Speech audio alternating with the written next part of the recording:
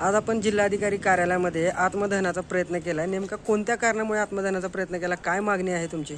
आतमध्ये जे बसलेले आहेत तहसील कार्यालयामध्ये जे आमच्यापाशी जे बॉन्ड रायटर स्टॅम्प विक्रेते म्हणून बसलेले आहेत ते अनधिकृत रस्ते बसलेले दलाल आहेत.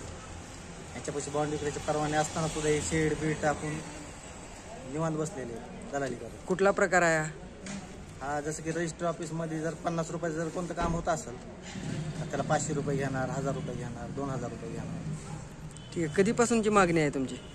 सन 2023 पासूनची मागणी आहे सर. मग ठीक आहे. तुमचं नाव काय, कुठून? माझं नाव मुजाहिद रियाज अहमद मुजावर, कळमून आलेलं आहे. ठीक आहे. कळममध्ये कुठं झालं अतिक्रमण? कुठलं? तहसीलच्या आवारात आहे, कॅम्पसमध्ये तहसीलच्या. कळमच्या तहसीलमध्ये. हां, कळमच्या तहसील. काय मुख्य मागणी काय आता तुमची? मुख्य मागणी आहे की दलाल मुक्त करावं, अतिक्रमण पूर्ण जे ते समूळ नष्ट करावं त्यांनी.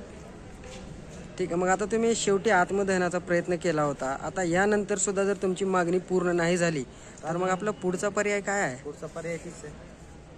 पुढचा पर्याय मुख्यमंत्री मंत्रालयात जाऊन आत्मदहन करेल तर मागणी माझी पूर्ण